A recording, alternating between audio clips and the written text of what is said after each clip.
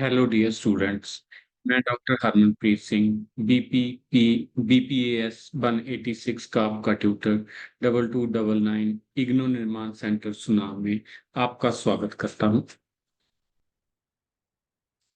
हमारी इस lecture series का आज फिफ्थ और आखिरी लेक्चर है, जिसमें हम लास्ट 2 यूनिट्स कवर करेंगे। Unit 9 time management approaches and techniques and unit 10 stress and time management towards happiness and success. So पहले हम यूनिट नंबर 9 स्टार्ट करते हैं। Time management approaches and techniques. So इसमें टाइम मैनेजमेंट के लिए कुछ approaches और कुछ टेक्निक्स हम कवर करेंगे। मेनली हमारा कोर्स है जो टाइम एंड स्ट्रेस मैनेजमेंट के ऊपर है। सो फर्स्ट डे से ही हम स्ट्रेस एंड टाइम मैनेजमेंट की बात कर रहे हैं। सो उसको ही आगे बढ़ाते हुए हम अंत बल बढ़ रहे हैं, जिसमें आज हम टाइम मैनेजमेंट यूनिट 9 में time management approaches and techniques की बात करने वाले हैं। सो फर्स्टली हम बात करें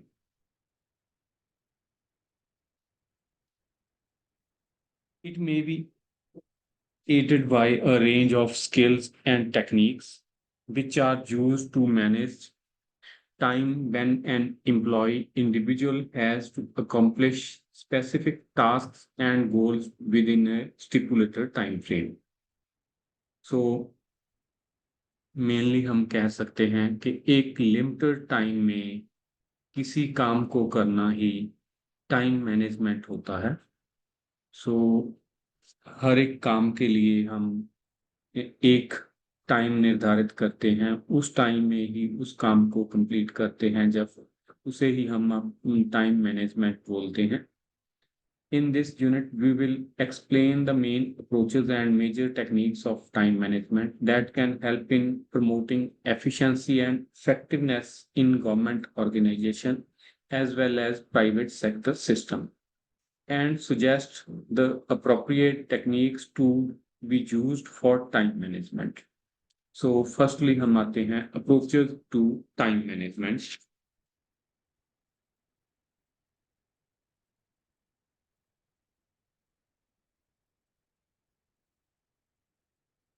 टाइम मैनेजमेंट के लिए कुछ अप्रोचेस हैं। First is the efficiency approach. Efficiency means getting the most out of the available resources. This notion also applies to time management. In this context, the following concerns gain importance and deserve consideration.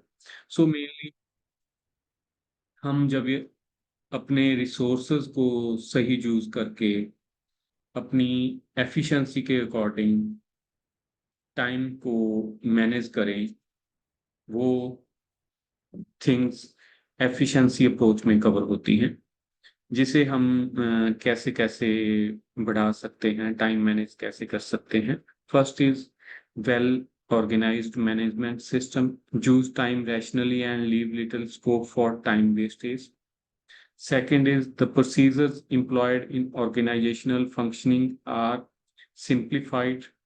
Uh, for example, emails are sent and respond to promptly, and phones are used as instruments of time savers.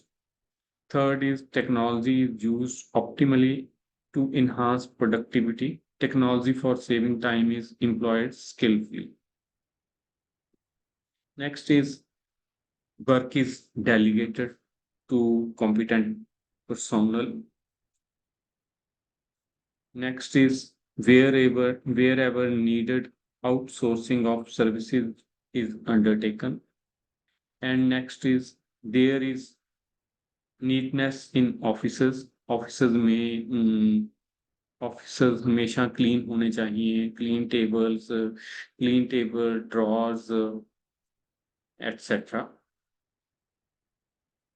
Official meeting are well organised, meeting सारियां सब meetings well organised हों, उसमें किसी भी तरह का time waste ना किया जाए। Next is training of employees is organised periodically. So employees की टाइम टू टाइम ट्रेनिंग होनी चाहिए, जिस तरह की भी हमें नीड महसूस हो ट्रेनिंग एम्प्लॉयज की जानी चाहिए। सो कुछ टाइम बाद हमारे सिस्टम चेंज होते रहते हैं, जिस कारण एम्प्लॉयज को टाइम टू टाइम अपडेट करने की जरूरत होती है। टाइम टू टाइम अपडेट करने के लिए ट्रेनिंग्स वगैरह की जरूरत होती है, जो ऑर्गेनाइज करना भी एम्प्लॉयर की रिस्पॉन्सिबिलिटी है। Next is the management information system is rationally planned and executed and there is no information overload. So हर एक सिस्टम इंफॉर्मेशन का रैशनली प्लान्ड हो। Next is all work is done on time. Next is punctuality is part of time management. Culture is the organization. Next is people work according to the principle of work rhythm. Next is time auditing is adopted as integral tool for ensuring the best use of time.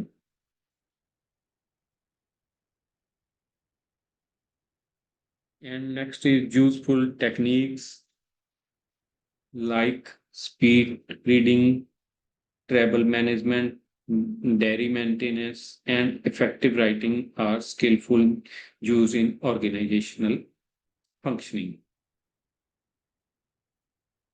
Next is the effectiveness approach. So, this approach relates mainly to the process of goal management. So, mainly एक निर्धारित goals के लिए से adopt किया जाता है, use किया जाता है। First point of the effectiveness approach is the vision and mission of an organization are clearly defined, and in their backdrop are formulated the goals of the organization. So हर एक organization के vision and missions clearly defined होने चाहिए। Vision and missions के according ही हर worker काम करे, vision and mission को फॉलो करके ही हर काम किया जाए। ऑर्गेनाइजेशन का हेड, ऑर्गेनाइजेशन का एम्प्लॉयर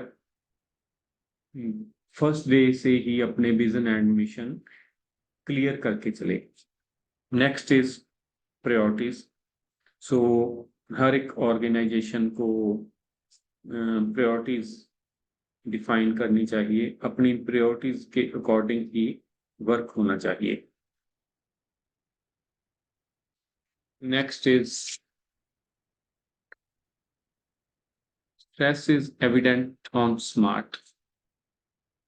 जैसे हमने पहले लेक्चर्स में बात की थी, स्मार्ट वर्ड में ही 5 और शब्द शामिल हैं: specific, measurable, achievable, realistic, time bound goals.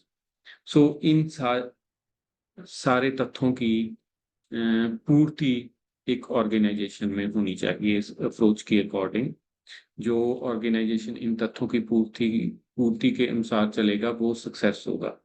There is a great stress on scientific methods of plan formulation, plan implementation and plan evaluation. So हर एक के स्टेप के लिए, प्लान बनाने के लिए, प्लान को लागू करने के लिए, प्लान को इवेल्युएट करने के लिए हमेशा साइंटिफिक मेथड्स यूज होने चाहिए। Next is for the achievement of goals, responsibilities are specified of various functionaries in the organization. Next is deadlines for the achievement of various goals are fixed. Next is there is great emphasis on results rather than activities. So हमेशा organization का focus results के ऊपर होना चाहिए, activities पर इतना ज़्यादा जरूरी नहीं है, रिजल्ट के ऊपर ज़्यादा जरूरी है फोकस्ड होना। Next is policies and decisions are made in tune with the mission and objective of the organization. Next is daily to-do lists are prepared for the organization, its various departments and by the individual personnel. Next is work culture is positive. People are dedicated to the performance of their duties. So next approach is excellence approach. हमेशा एक organisation को excellence के लिए work करना चाहिए, एक उपलब्धि के लिए, एक सर्वोच्च कार्य के लिए वर्क करना चाहिए।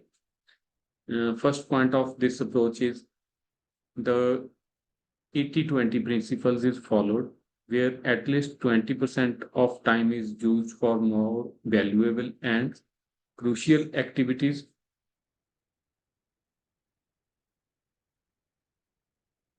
The rest 80% is used for undertaking routine activities. Next is great stress is laid on innovation and creativity. Next is total quality management practices are adopted systematically in all segment of the organization. And next is the objective all subsystem in the organization is to ensuring optimal excellence in their functioning and operational. So इस approach के according हमेशा organisation most effective and higher performance की बात करती है। हमेशा organisation को higher performance के ऊपर चलना चाहिए। And next approach is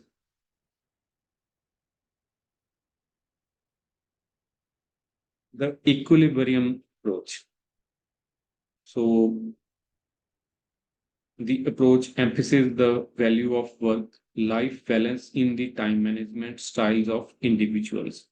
So mainly ये अप्रोच एक संतुलन पर फोकस है, वर्क लाइफ का संतुलन। हमेशा एक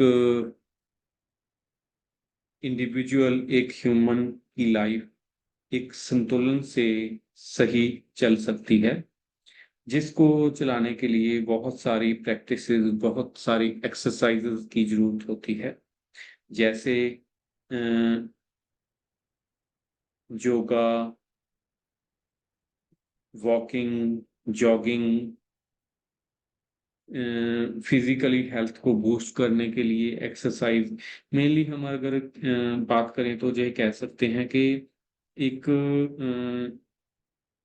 बैलेंस्ड लाइफ की जरूरत होती है। फिजिकली हेल्थ भी एक वर्कर की बहुत ज़्यादा जरूरी है उसकी आउटपुट के लिए। तो उसके लिए एक वर्कर के लिए ये जरूरी हो जाता है कि वो एक लाइफ में बैलेंस बना के रखे, जिससे वो सही आउटपुट अपनी ऑर्गेनाइजेशन को दे सके। Next is time for breath control. परिणाम exercise should be earmarked on a daily basis. Next is people should be found of reading and developing their knowledge and awareness about the context of their life and work. Positive and motivational reading is prerequisite to positive living. Next is meditation and prayers should be integral to a positive time management system of a balanced person.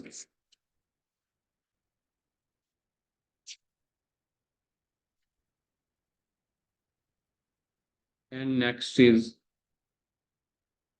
family should be given quality time by professionals. Family happiness has a positive impact on organizational happiness. So इसका मतलब है कि अगर एक worker की family life happy होगी तो ही उसकी ऑर्गेनाइजेशन लाइफ भी हैप्पी होगी। अगर उसकी फैमिली में शांति होगी तो ही वो अपना सही टाइम एक ऑर्गेनाइजेशन को दे सकेगा, एक ऑर्गेनाइजेशन के लिए सही ढंग से सही टाइम पे अपनी ड्यूटी है जो उसको फुलफिल कर पाएगा। Next is there should be a climate of motivation. So हमेशा एक ऑर्गेनाइजेशन में एक मोटिवेशन का माहौल होना चाहिए। एम्प्लॉयर हमेशा अपने एम्प्लॉयज़ को मोटिवेट करे, अपने एम्प्लॉयज़ को हम हमेशा सेटिस्फाई रखे, अपने एम्प्लॉयज़ को की प्रॉब्लम्स को सॉल्व करे, प्रॉब्लम्स को सुनने की शक्ति रखे। सो जब एम्प्लॉयज़ हमारे खुश होंगे, फिर ही एक ऑर्गेनाइजेशन अपनी सक्सेसफुल जाएगा। Next is stress should be managed with quantumly and wisdom. So stress को हम हमेशा मैनेज करना बहुत जरूरी है, स्ट्रेस को हम हमेशा कम करना बहुत जरूरी है। ओवरवर्क शुड बी अवॉइडेड, हमेशा ओवरवर्क को अवॉइड करना चाहिए। ओवरवर्क से हमारी हेल्थ को, हमारे मेंटल लेवल को बहुत सारा नुकसान होता है, जिसका भी हमें जिसके कारण स्ट्रेस बढ़ सकता है और टाइम मैनेजमेंट की भी प्रॉब्लम आ सकती है। Next is time should be found for nurturing friendships. Recent researchers underscore that friendship are most effective for happiness and longevity. So हमेशा हैप्पीनेस के लिए फ्रेंडशिप का एक मेन रोल है। फ्रेंडशिप हैप्पीनेस के लिए हम ये भी कह सकते हैं कि हैप्पीनेस के लिए एक एंजॉय जरूरी है, जो हम फ्रेंड्स के साथ, जहाँ फैमिली के साथ कर सकते हैं। Next is time should be found for performing social responsibilities such as rendering service to the less privileged section of society. So हमेशा सोशल रिस्पॉन्सिबिलिटीज के लिए भी टाइम को मैनेज करना चाहिए। सो हमारी टाइम मैनेजमेंट की कुछ अप्रोचेस कंप्लीट होती हैं और आगे हम बढ़ते हैं टाइम मैनेजमेंट की टेक्निक्स की ओर। सो टाइम को मैनेज करने के लिए ही ये सारी अप्रोचेस और टेक्निक्स दर्शाई हुई हैं। First technique is to do lists. So हमेशा हमें टाइम को सही ढंग से मैनेज करने के लिए एक डेली की एक लिस्ट प्रिपेयर कर लेनी चाहिए। डेली को जो जो काम करने हैं उनकी एक लिस्ट प्रिपेयर होनी चाहिए हमारे पास, फिर ही हम सही ढंग से अपना काम है जो कर सकते हैं। For example, urgent tasks to be performed, meeting to be attended, emails to be sent, phone calls to be made, visit outside, domestic work. So there can be other categories of tasks depending on the needs of each organization. Another important part of a to-do list is mentioning the specific time when each task listen for the day will be performed. So totally day का हमें एक time table हमारे पास होना चाहिए कि कैसे कैसे हमने वर्क करना है, क्या कुछ हमने वर्क करना है। सो फॉर एग्जांपल, नोट्स पर दर्शाया हुआ है 9:30 AM reaching office, 10 AM disposal of files, 11 AM evaluation of work of officers, and 12 noon planning for projects on building infrastructure, 1:30 p.m. lunch, 2:15 p.m. meeting with the finance section, 3:15 p.m. meeting with vendors, 3:45 p.m. meeting with the grievance committee, 4:30 p.m. meeting at the secretariat, 6 p.m. disposal of files, 6:30 p.m. leave for home, 8 p.m. dinner, 9 p.m. TV with family, 9:30 p.m. reading the book on positive thinking, and 10:30 p.m. sleep. सो सारे दिन का अपना time table for example ऐसे होना चाहिए। हर एक employ, हर एक individual अपने अकॉर्डिंग थोड़ा बहुत अपने काम को चेंज कर सकता है, पर इसमें ये भी जरूरी है कि हर एक व्यक्ति की नेचर होनी चाहिए, वो अपने दिन की शुरुआत जल्दी उठ के करे, जल्दी वो अपने दिन की शुरुआत करे। जल्दी उठ के वो एक्सरसाइज वगैरह करे, फ्रेश होए एंड सो ऑन।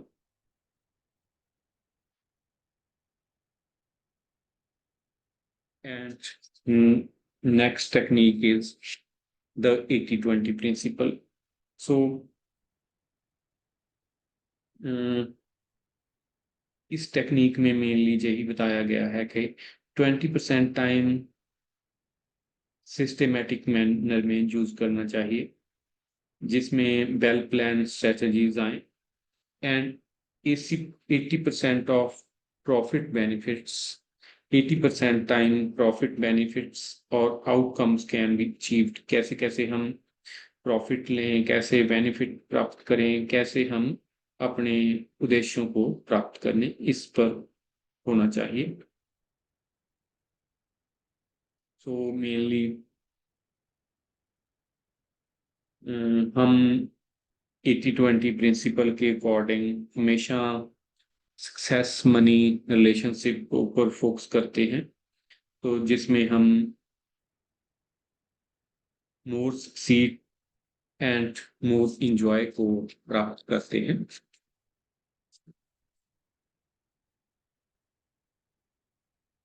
80-20 प्रिंसिपल के कुछ रूल्स जहां पर डिस्क्राइब किए हुए हैं वो हैं: select the best 20% people who give 80% results।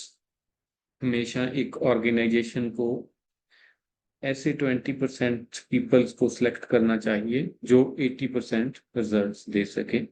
And second is assign task to people that they would love to perform. Third is focus on the strong points of the organization. Fourth is attempt the most difficult tasks first. Next is spend considerable time in selecting the goals and their priorities. Next is self-discipline and concentration are the key of excellent performance. So इसके साथ ही हम next technique की बात करते हैं, prioritising. सो हम जब से time stress and time management की बात करने लगे हैं, जब से हमने ये शुरू किया है, तब से ही प्रायोरिटाइजिंग की बात कहीं ना कहीं हमें देखने को मिल रही है। सो इसमें हम हमारे लिए ये सबसे जरूरी है कि हम अपने वर्क को प्रायोरिटीज के अकॉर्डिंग करें। हमेशा ज़्यादा इम्पोर्टेंस वाला और अर्जेंट वर्क हमें फर्स्ट कैटेगरी में रखना चाहिए, और next next second third fourth fifth हम इसके अकॉर्डिंग हमें हमारी इम्पोर्टेंस हमारी अर्जेंसी के अकॉर्डिंग अपने फंक्शंस को प्रायोरिटी दें। Priorities day wise, week wise, month wise, किसी तरह की भी हो सकती हैं। Next is optimum excellence.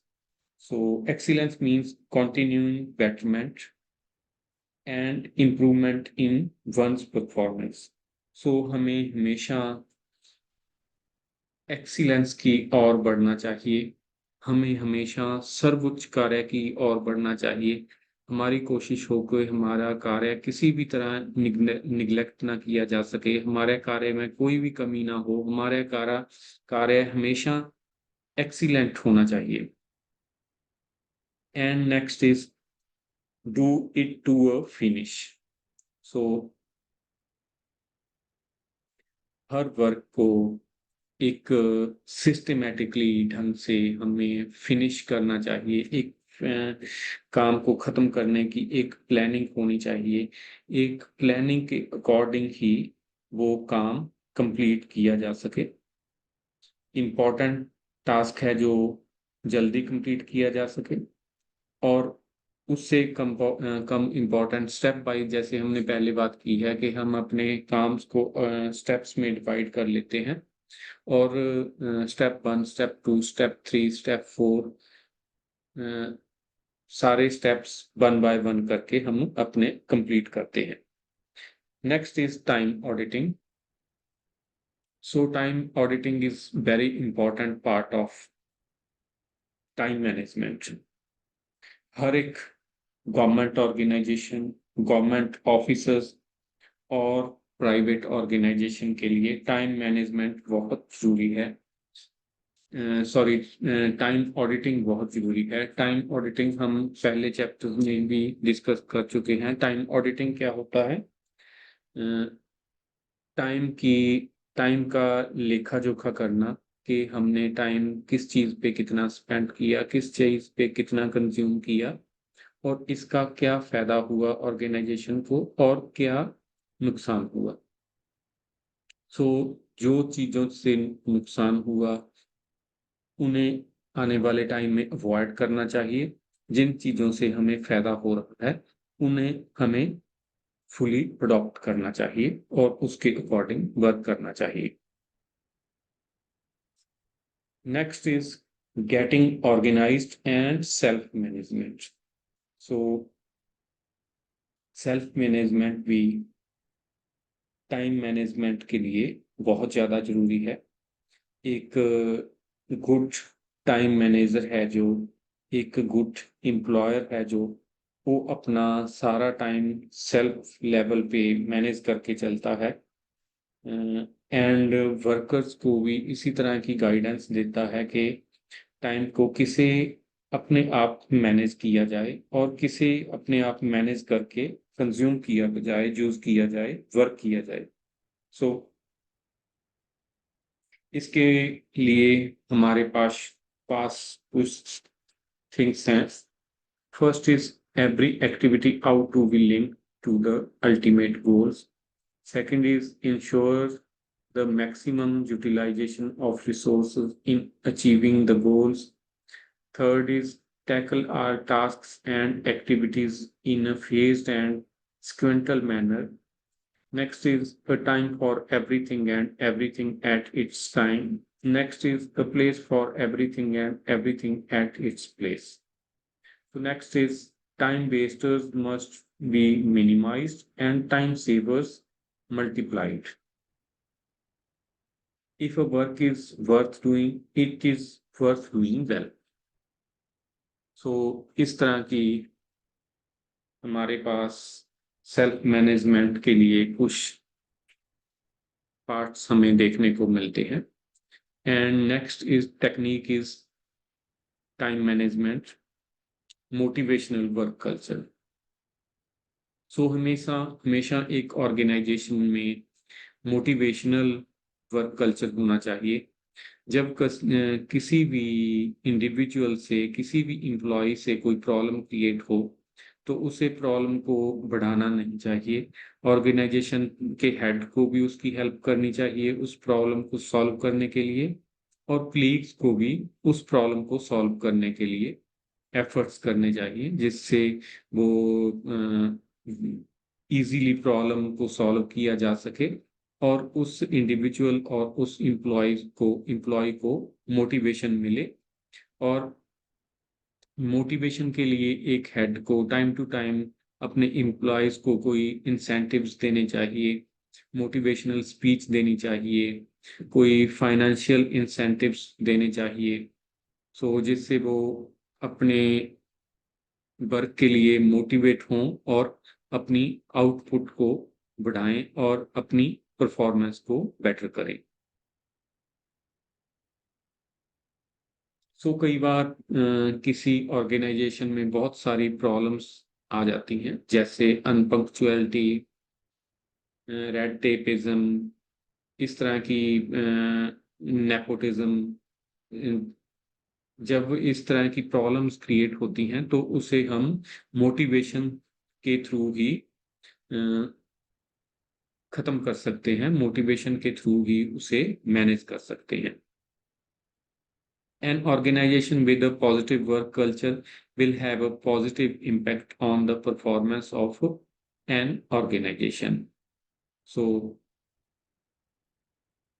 एक ऑर्गेनाइजेशन का N idealistic vision and mission होना चाहिए, well defined multi level goals होने चाहिए, clearly defined authority and responsibility of personnel होना चाहिए, stress on efficiency and effectiveness होना चाहिए emphasis on good quality of products and services होना चाहिए, क्रिएटिविटी हो, रिस्पेक्ट फॉर इंडिविजुअल हो, क्लाइंट और सिटीजन ओरिएंटेशन होनी चाहिए, motivation link with performance, high job satisfaction, open communication, inspiring leadership and effective climate, stressless environment, challenging jobs, healthy employer employees relationship, team spirit. So हर एक individual और employees का positive work होना चाहिए organisation के लिए and हमेशा ये work rationally होना चाहिए। इसके साथ ही ये हमारी सक्सेस कुछ टूल्स के ऊपर भी डिपेंड करती है।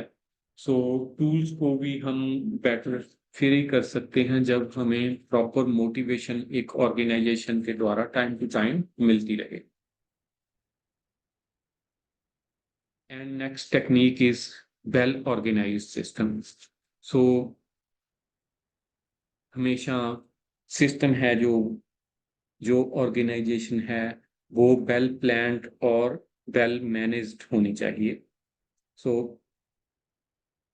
there is a need to constantly improve the procedure and methods at the workplace, upgrade equipment, improve staff skills, systematize record management, make financial management foolproof, streamline human relations in administration, cut operational delays, reduce paperwork, and speed up the disposal of routine tasks. An important requirement of efficiency in minimizing paperwork and using electronic methods of data retrieval increasingly. So, unnecessary paperwork को खत्म करना चाहिए। जो problems भी हमारे system में हमें feel हो रही हैं उसे खत्म करना चाहिए, एक डिजिटल स्ट्रक्चर की ओर बढ़ना चाहिए, हर एक चीज वेल ऑर्गेनाइज्ड होनी चाहिए। Next is being more productive. So more production के लिए मोर एफर्ट्स हमें हमारे पास होने चाहिए। So first is always keep in view the goals and policies to be followed, have daily and weekly plans to work for yourself and your subordinates, check every day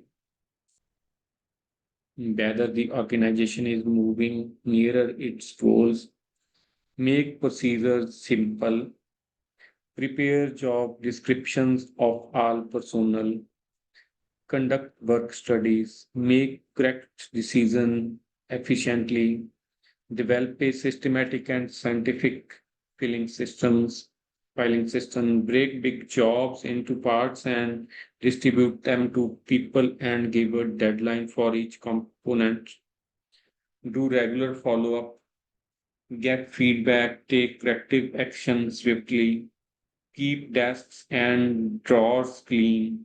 So इस तरह के efforts हमें करने चाहिए। And next technique is effective delegation. So हम first day से ही बात कर रहे हैं, डेलीगेशन भी एक बहुत इम्पोर्टेंट थिंग है। कभी भी जब organisation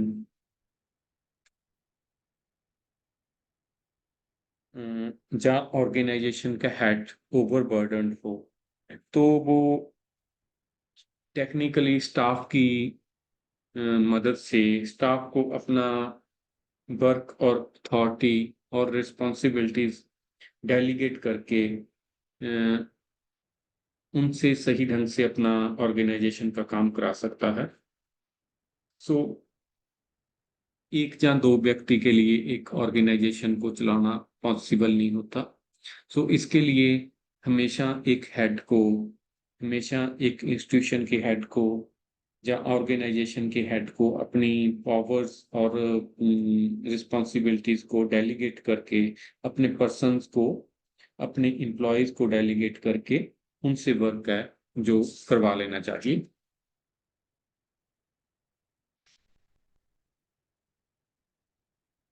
So by delegating tasks of her his team members and freeing himself of routine details, an executive can spare considerably time for more important work. So एक फिगर 9.1 में हम डेलीगेशन प्रोसेस की एक hierarchy देख रहे हैं, जिसमें कुछ स्टेप्स डेलीगेशन के लिए हमें फॉलो करने चाहिए. Understand and assess the task, clarify objectives, understand concerns, feeling and suggestions, decide and agree on goals, get involved and review. So हमें स्टेप वाइज अपनी टाइम को मैनेज करना चाहिए, हमारे जो वर्क है वो डेलीगेट करके. Next is managing subordinates time. So हर एक ऑर्गेनाइजेशन जो अपने सबॉर्डिनेट्स का टाइम मैनेज करके चलती है, जो अपने सबॉर्डिनेट्स के लिए अपने एम्प्लॉयज के लिए एक टाइम टेबल निर्धारित करके चलती है, उनका टाइम मैनेज करके चलती है, वो ही हमेशा सक्सेस की ओर बढ़ती है. सो सारे टीम मेंबर्स की जो आउटपुट है उसे हम सही ढंग से फिर ही यूज कर सकते हैं अगर हम उनके टाइम को भी मैनेज करके चलें. So a good manager is one who makes the best use of his team members. She or he assigns work to them as per their competence, guides them, supervises, monitors and consults them from time to time. So हमेशा एक manager अपने subordinates को सही ढंग से manage करके चलता है, उनके टाइम को मैनेज करके चलता है. इस अगर मैनेज करके चलता है फिर ही वो टाइम को मैनेज सही ढंग से करेगा. And next is work studies. So every person or section should have sufficient work to be performed and completed during the time available of 7 to 8 hours a day. So हमेशा work को, हमेशा एक day को time के according manage करके चलना चाहिए. 7-8 घंटे 7-8 घंटे सही ढंग से काम करना चाहिए. सो हमें पहले हमने बात की थी कि ज़्यादा वर्कलोड भी प्रॉब्लम क्रिएट करता है, हमारी सेहत को खराब करता है, तो उससे भी हमारी आउटपुट कम हो जाती है. इस करके जब भी हम वर्क करें 7-8 घंटे एक दिन में वर्क हो जाए, वो सफिशेंट होता है. पर वो पूरा मन लगा के स्टडीज के अकॉर्डिंग, हमारे टाइम मैनेजमेंट के अकॉर्डिंग उसे किया जाए. Next is planning. तो प्लानिंग हर एक काम के लिए बहुत ज़्यादा जरूरी है. एक चीज की प्राप्ति के लिए प्री प्लानिंग्स होनी चाहिए. एक गोल को प्राप्त करने के लिए बहुत तरह की प्लानिंग्स होनी चाहिए, जिससे ही हम सही ढंग से सही टाइम में गोल को प्राप्त कर सकते हैं. It facilitates the best possible utilization of available resources, enhance efficiency, checks wastage of material and human resources, helps in making the best use of time, and creates a favorable environment for higher productivity. So planning के through ही हम सही ढंग से अपना output दे सकते हैं, सही ढंग से हम अपना काम कर सकते हैं. प्लानिंग हर एक चीज के लिए जरूरी है, फॉर्मुलेशन के लिए भी, इम्प्लीमेंटेशन के लिए भी, इवेल्युएशन के लिए भी. सो एक सिस्टम के 3 स्टेप्स हैं, जैसे फिगर 9.2 में हमें दिख रहा है. Formation, implementation and evaluation. कोई भी चीज को पहले बनाना, उसे घड़ना, उसे तैयार करना, फिर उसे लागू करना, फिर उसे टाइम टू टाइम इवेल्युएट करना। एंड इन तीन के विचकार एक और इम्पॉर्टेंट चीज है फीडबैक। सो फीडबैक हमें टाइम टू टाइम लेते रहना चाहिए। एक सर्कल, जब तक हमें प्रॉपर फीडबैक नहीं मिलेगा तो हमें पता ही नहीं चल पाएगा कि इम्प्लीमेंटेशन लॉज की जहाँ फॉर्मुलेशन सही है जहाँ गलत है। हम टाइम टू टाइम हमें अपने एम्प्लॉयज से, अपने कंज्यूमर से फीडबैक लेना चाहिए। And next is goal setting and achievement. Goal setting and achievement. So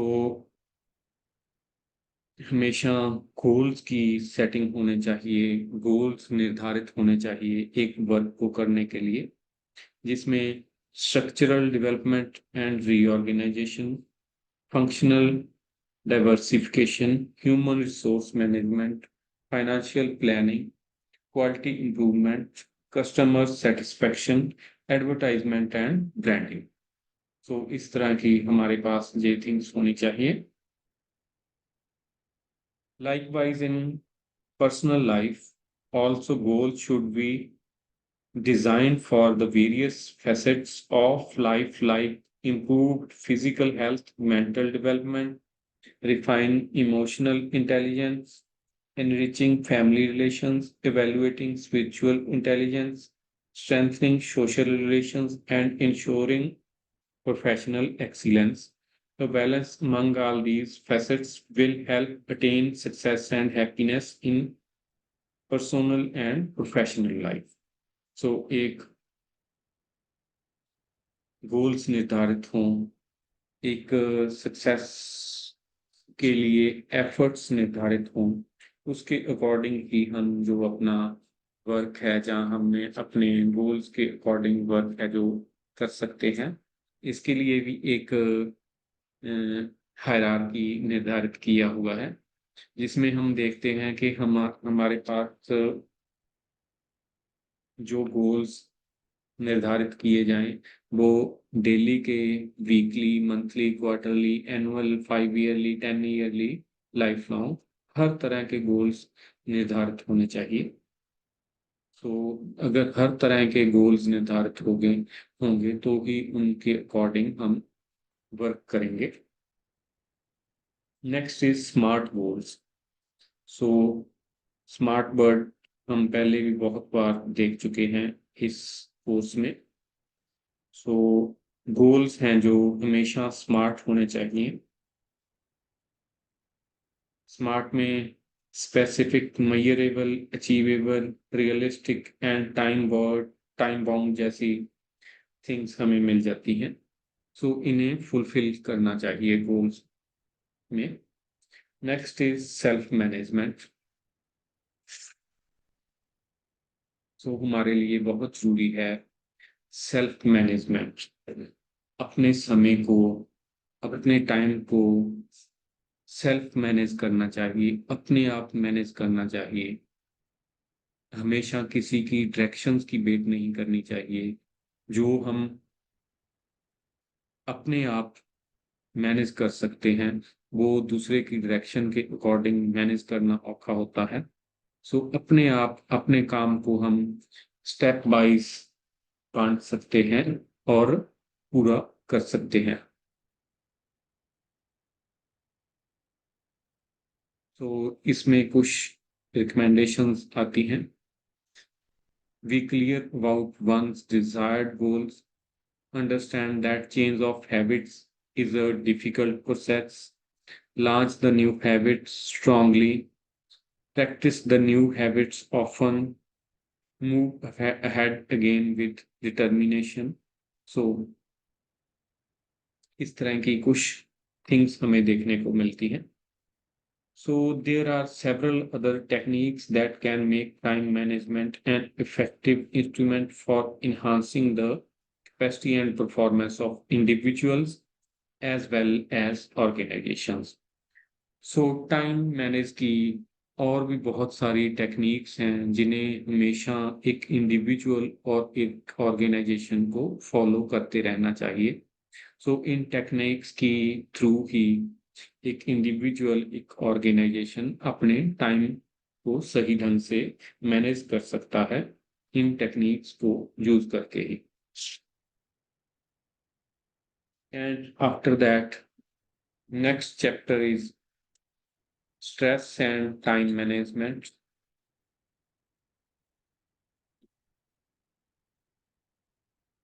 towards happiness and success. Stress and time management towards happiness and success.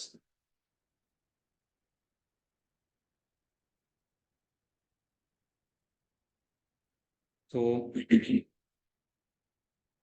जो स्ट्रेस एंड टाइम को हम सही ढंग से मैनेज करके हम हैप्पीनेस और सक्सेस की ओर बढ़ सकते हैं। हमारे एक कोर्स का इस कोर्स का एक कंक्लूडिंग चैप्टर है जे जिसमें हमें दर्शाया गया है कि स्ट्रेस और टाइम को सही ढंग से मैनेज करके हम हैप्पीनेस और सक्सेस को प्राप्त कर सकते हैं। सो पहले चैप्टर्स में हमने स्ट्रेस और मैनेजमेंट को समझा, स्ट्रेस और मैनेजमेंट की अप्रोचेस की बात की, इनके मॉडल्स की बात की, स्ट्रेस के क्या-क्या कारण हैं, स्ट्रेस किन चीज़ों से उपजता है और स्ट्रेस को कैसे कम करना चाहिए, कैसे टाइम को सही ढंग से मैनेज करना चाहिए, कैसे टाइम को मैनेज करके हम स्ट्रेस को कम कर सकते हैं। सो सारी चीज़ों को हमने डिस्कशन के बाद हम इस नतीजे पर पहुँचते हैं कि स्ट्रेस और टाइम को सही ढंग से मैनेज करके हम एक हैप्पीनेस और सक्सेस की ओर बढ़ सकते हैं, सक्सेस को प्राप्त कर सकते हैं। सो according to the notes in this unit, we will focus on significance of stress and time management for happiness and success in personal and professional life. So हम चाहे पर्सनल लाइफ हो, हमारी फैमिली लाइफ हो, हमारी कोई निजी life हो, चाहे प्रोफेशनल लाइफ हो, अपनी कित्तामुखी अपनी जॉब की, वर्क प्लेस की लाइफ हो, हर जगह पे ही हम टाइम को मैनेज करके हैप्पीनेस और सक्सेस को प्राप्त कर सकते हैं। अगर हम टाइम को सही ढंग से मैनेज नहीं करते तो हमें स्ट्रेस भी होता है और हम सक्सेस को भी प्राप्त नहीं कर सकते और खुशी को भी प्राप्त नहीं कर सकते। तो first part of the chapter is manage stress through better time management. So stress को हम बेटर टाइम मैनेजमेंट से खत्म कर सकते हैं, मैनेज कर सकते हैं। पहले तो कुछ सिम्टम्स दिए हुए हैं पुअर टाइम मैनेजमेंट के, जिनकी हम बात कर लें। First is constant rushing from one task to another, frequently missing deadlines, working non-stop without adequate break for rest or relaxation, feeling tired and dull, resulting in low productivity, being a perfectionist